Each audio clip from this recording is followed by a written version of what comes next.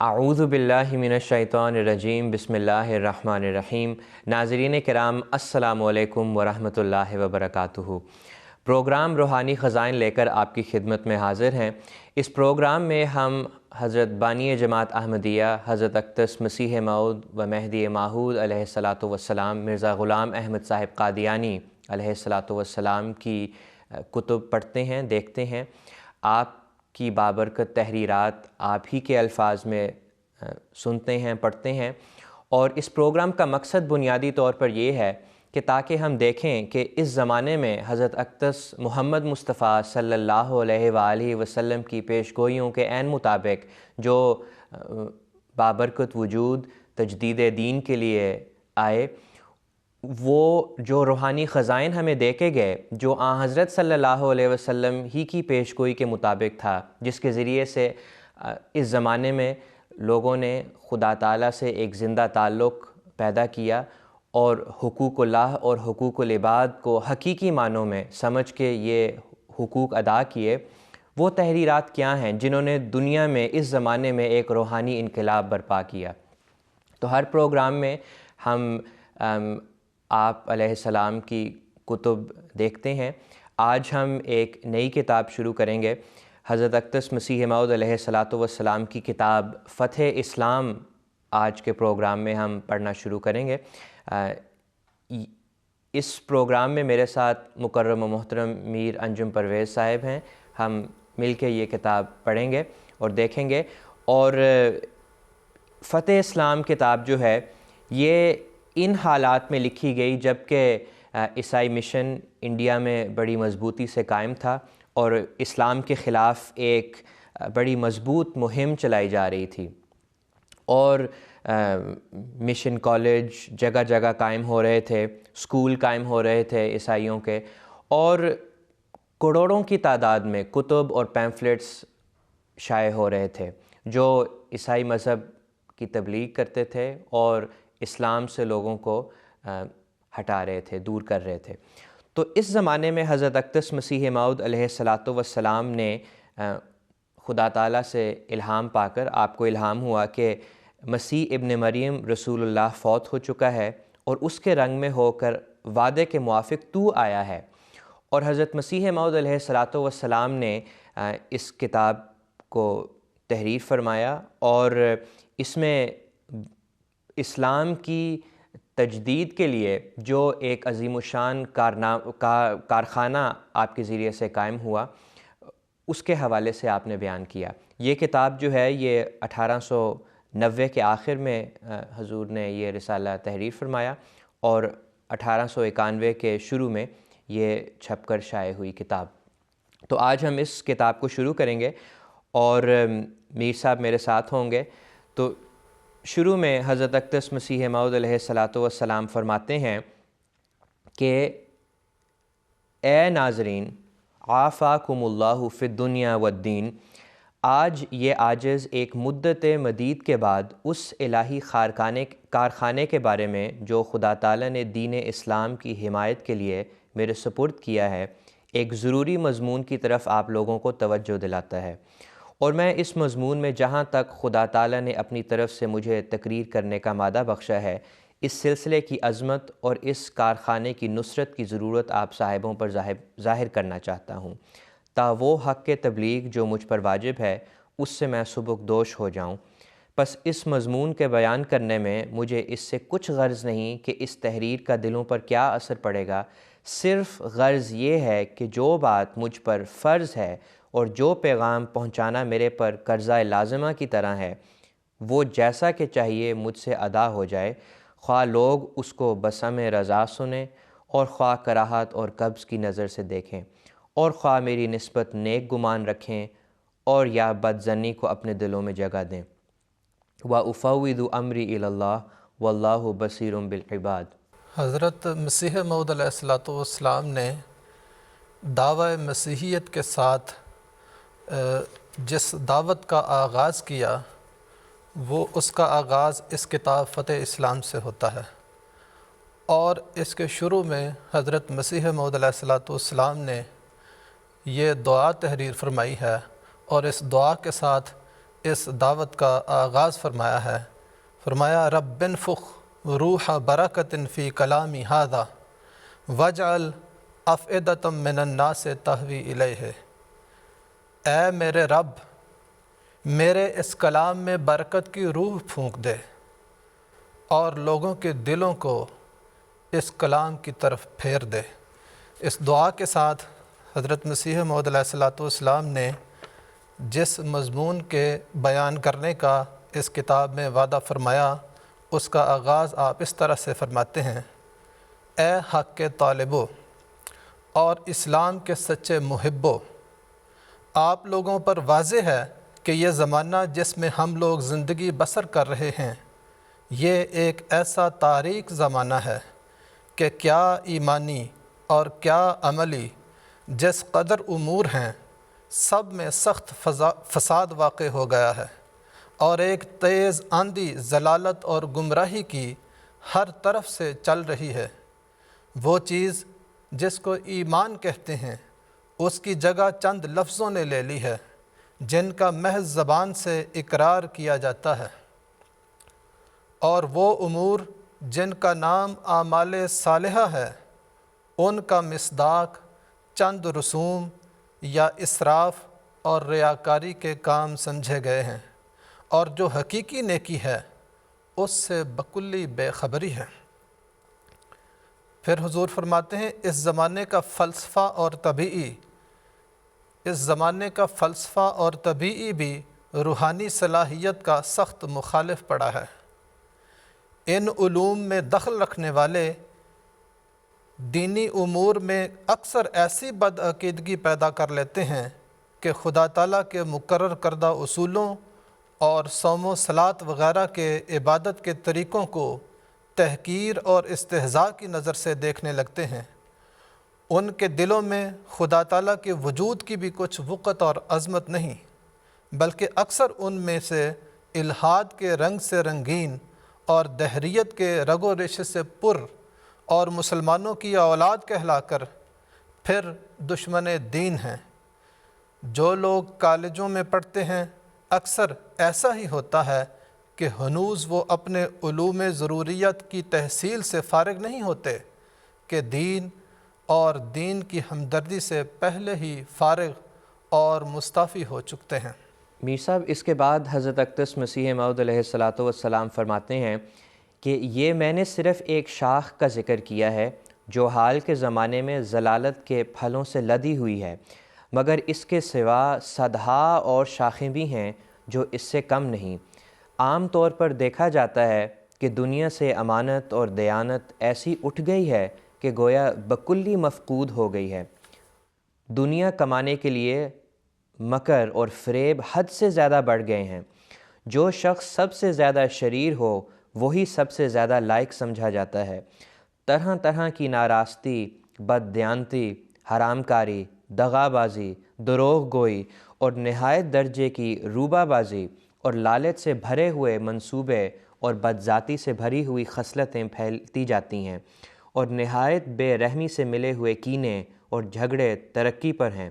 اور جذبات بہیمیہ اور سبعیہ کا ایک طوفان اٹھا ہوا ہے، یعنی جو ایک انسانیت سے ہٹی ہوئی گویا کہ جانوروں کی سی طبیعت ہے، جو ایک اعلیٰ درجے کے انسان کے شایان شان نہیں، اس کا ایک طوفان اٹھا ہوا ہے۔ اور جس قدر لوگ ان علوم اور قوانین مروجہ میں چست و چالاک ہوتے جاتے ہیں، اسی قدر نیک گوہری اور نیک کرداری کی طبعی خصلتیں اور حیا اور شرم اور خدا ترسی اور دیانت کی فطرتی خاصیتیں ان میں کم ہوتی جاتی ہیں۔ اس کے بعد حضرت مسیح موعود علیہ الصلوۃ والسلام نے اسی مضمون کو جاری رکھتے ہوئے عیسائیوں کی طرف سے جو اسلام پر یلغار ہے اور حملے ہو رہے ہیں اور وہ آج بھی جاری ہیں، اس کا ذکر حضور نے فرمایا ہے کہ عیسائیوں کی تعلیم بھی سچائی اور ایمانداری کے اڑانے کے لیے کئی قسم کی سرنگیں تیار کر رہی ہے، اور عیسائی لوگ اسلام کے مٹا دینے کے لیے جھوٹ اور بناوٹ کی تمام باریک باتوں کو نہایت درجے کی جانکاہی سے پیدا کر کے ہر ایک رہزنی کے موقع اور محل پر کام میں لا رہے ہیں، اور بہکانے کے لیے نئے نئے نسخے اور گمراہ کرنے کی جدید جدید صورتیں تراشی جاتی ہیں، اور اس انسان کامل کی سخت توہین کر رہے ہیں جو تمام مقدسوں کا فخر اور تمام مقربوں کا سرتاج اور تمام بزرگ رسولوں کا سردار تھا صلی اللہ علیہ وسلم۔ فرمایا یہاں تک کہ ناٹک کے تماشاؤں میں نہایت شیطنت کے ساتھ اسلام اور ہادی اسلام کی برے برے پیرایوں میں تصویریں دکھلائی جاتی ہیں اور سوانگ نکالے جاتے ہیں، یعنی تھیٹر وغیرہ ڈرامہ بنا کر اسلام پر حملے کیے جاتے ہیں، اور بانی اسلام، ہادی اسلام حضرت صلی اللہ علیہ وسلم کی ناموس پر حملے کیے جاتے ہیں۔ فرمایا سوانگ نکالے جاتے ہیں اور ایسی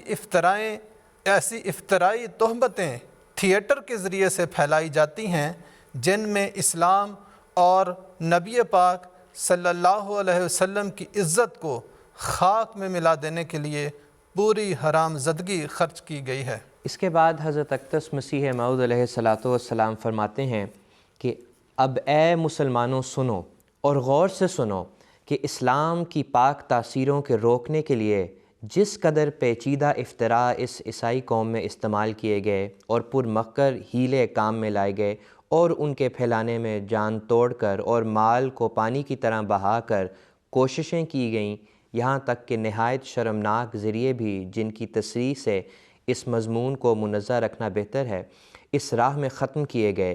یہ کرسچن قوموں اور تثلیث کے حامیوں کی جانب سے وہ ساحرانہ کارروائیاں ہیں کہ جب تک ان کے اس سحر کے مقابل پر خدا تعالیٰ وہ پرزور ہاتھ نہ دکھاوے جو معجزے کی قدرت اپنے اندر رکھتا ہو اور اس معجزے سے اس طلسم سحر کو پاش نہ کرے، تب تک اس جادو فرنگ سے سادہ لوح دلوں کو مخلصی حاصل ہونا بالکل قیاس اور گمان سے باہر ہے۔ میر صاحب، اس میں حضرت اقدس مسیح موعود علیہ السلام نے ایک بہت ہی بنیادی اور گہرا نقطہ بیان کیا ہے جو عموماً ہم بعض دفعہ بھول جاتے ہیں، اور جب دین کی تحریکیں چلتی ہیں مذہب کی تو یہ لوگ بھول جاتے ہیں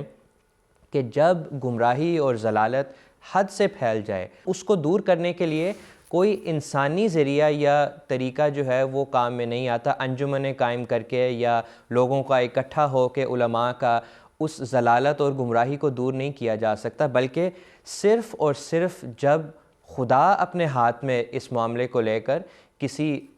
اپنے برگزیدہ بندے کو کھڑا کرتا ہے جو الہام اور وحی سے مشرف ہوتا ہے، تو خدا کے ذریعے سے یہ جو ضلالت ہے یہ دور ہوتی ہے اور پھر ہدایت اور روشنی جو ہے وہ دنیا میں پھیلتی ہے۔ جی صاحب، بالکل آپ نے درست فرمایا کہ جب ظاہر الفساد و فی البر والبحر کی کیفیت ہو، یعنی روحانی طور پر بھی اور دنیاوی طور پر بھی دنیا میں فساد برپا ہو جائے، اور تو آسمان سے ہی نور نازل ہوتا ہے جو ظلمت کو کافور کرتا ہے، اور اس کی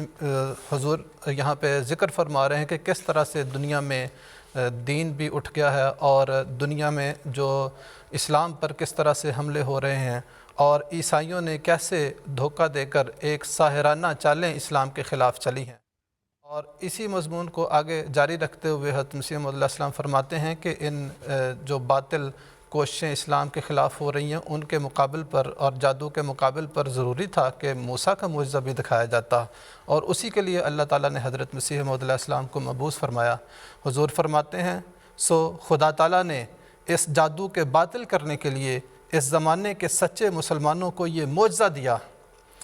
کہ اپنے اس بندے کو اپنے الہام اور کلام اور اپنی برکات خاصہ سے مشرف کر کے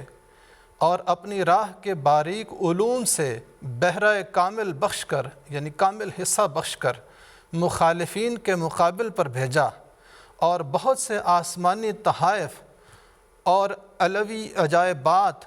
اور روحانی معارف اور دقائق ساتھ دیے تا اس آسمانی پتھر کے ذریعے سے وہ موم کا بت توڑ دیا جائے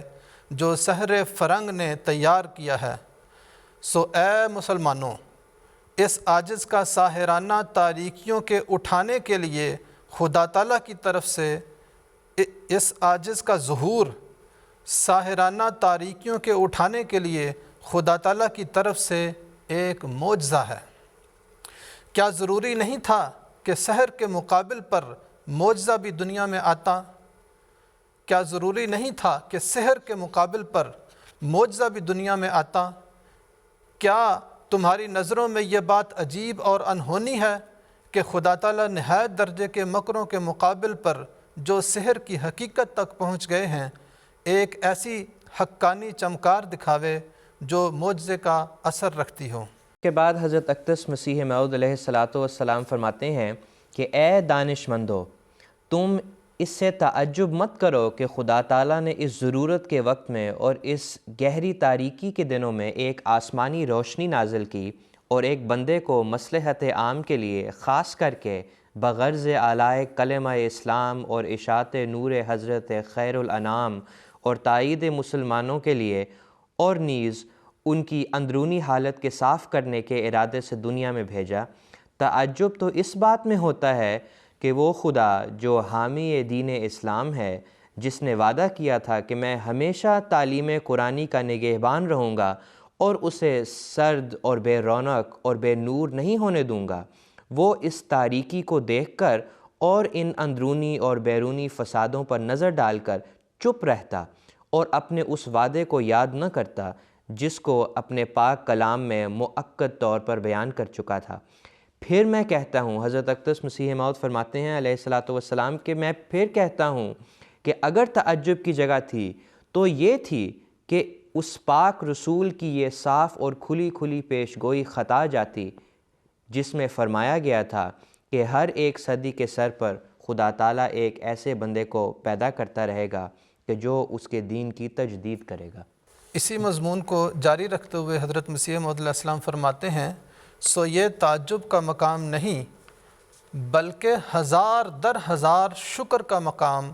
اور ایمان اور یقین کے بڑھانے کا وقت ہے کہ خدا تعالیٰ نے اپنے فضل و کرم سے اپنے وعدے کو پورا کر دیا اور اپنے رسول کی پیشگوئی میں ایک منٹ کا بھی فرق نہیں پڑنے دیا، اور نہ صرف اس پیشگوئی کو پورا کر کے دکھلایا بلکہ آئندہ کے لیے بھی ہزاروں پیشگوئیوں اور خوارق کا دروازہ کھول دیا۔ اگر تم ایماندار ہو تو شکر کرو اور شکر کے سجدات بجا لاؤ کہ وہ زمانہ جس کا انتظار کرتے کرتے تمہارے بزرگ آبا گزر گئے اور بے شمار روحیں اس کے شوق میں ہی سفر کر گئیں، وہ وقت تم نے پا لیا۔ اب اس کی قدر کرنا یا نہ کرنا اور اس سے فائدہ اٹھانا یا نہ اٹھانا تمہارے ہاتھ میں ہے۔ میں اس کو بار بار بیان کروں گا اور اس کے اظہار سے رک نہیں سکتا کہ میں وہی ہوں جو وقت پر اصلاح خلق کے لیے بھیجا گیا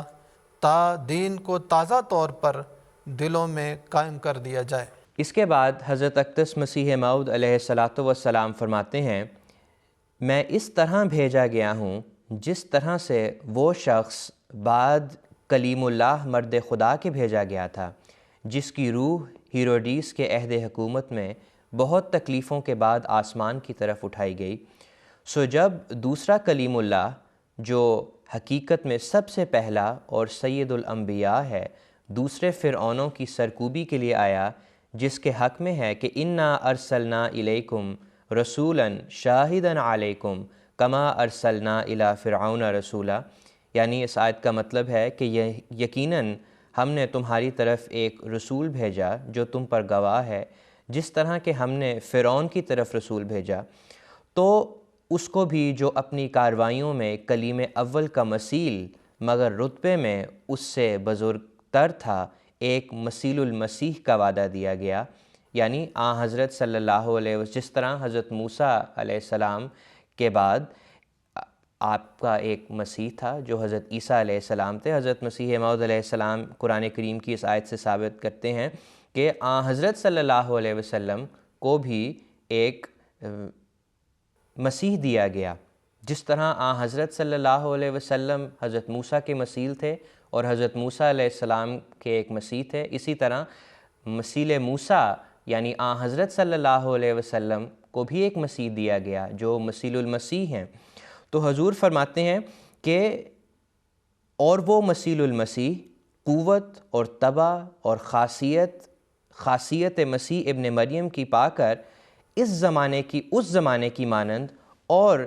اسی مدت کے قریب جو کلیم اول کے زمانے سے مسیح ابن مریم کے زمانے تک تھی، یعنی 14ویں صدی میں آسمان سے اترا، اور وہ اترنا روحانی طور پر تھا، جیسا کہ مکمل لوگوں کا صعود کے بعد خلق اللہ کی اصلاح کے لیے نزول ہوتا ہے، اور سب باتوں میں اسی زمانے کے ہم شکل زمانے میں اترا جو مسیح ابن مریم کے اترنے کا زمانہ تھا، تا سمجھنے والوں کے لیے نشان ہو۔ جب اللہ تعالیٰ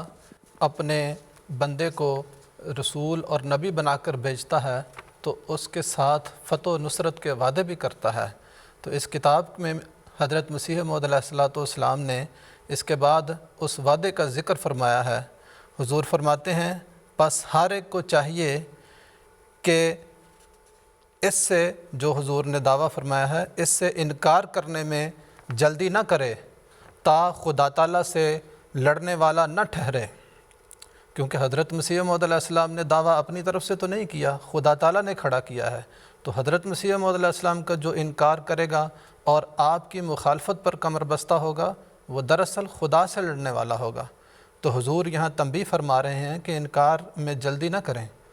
ورنہ آپ خدا سے لڑنے والے قرار پائیں گے۔ فرمایا دنیا کے لوگ جو تاریخ خیال اور اپنے پرانے تصورات پر جمے ہوئے ہیں وہ اس کو قبول نہیں کریں گے، مگر عنقریب وہ زمانہ آنے والا ہے جو ان کی غلطی ان پر ظاہر کر دے گا۔